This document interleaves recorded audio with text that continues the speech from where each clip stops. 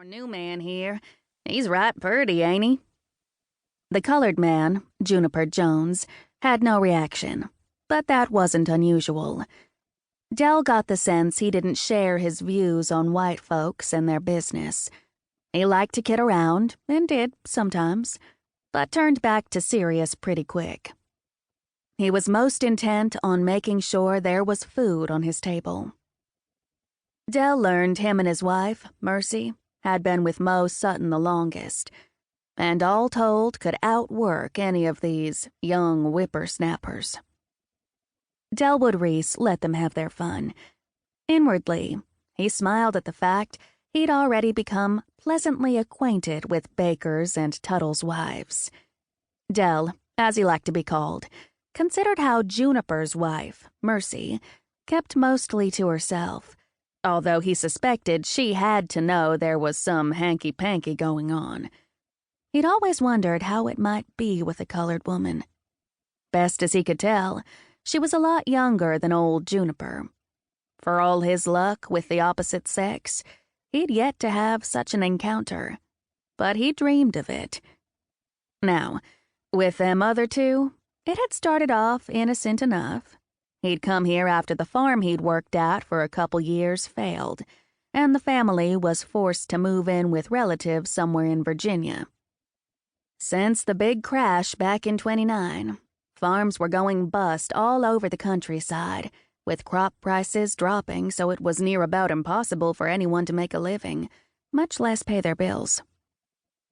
Dell had come to Sutton's farm with $2, the clothes on his back, a couple cans of Vienna sausages, his rifle, and Melody, the harmonica that had been his granddaddy's.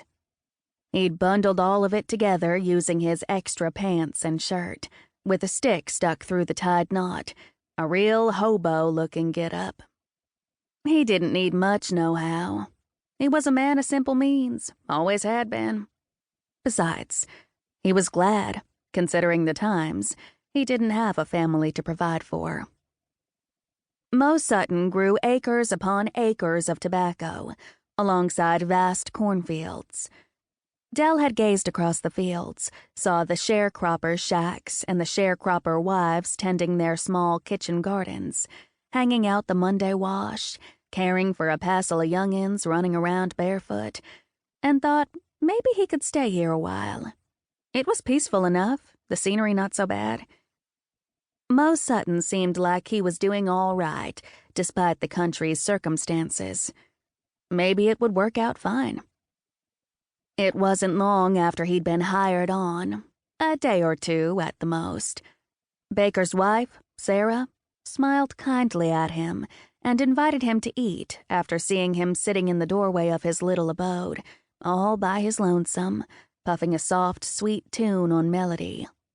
The Bakers were right beside him, each family taking one of the shanty houses set in a row facing the cornfields.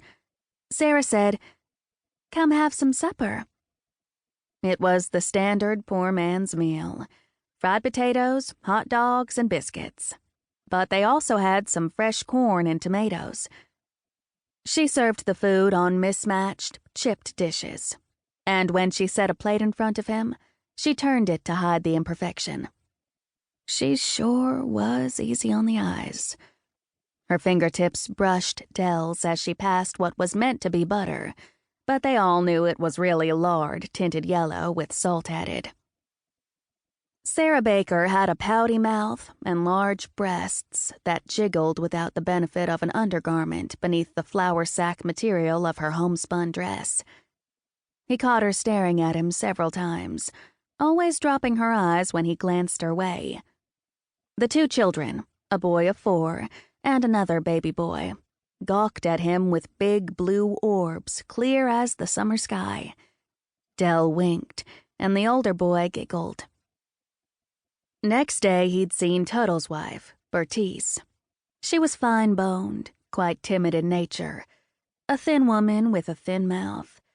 She carried a baby boy about on her hips, while another child, a boy too, clung to her apron.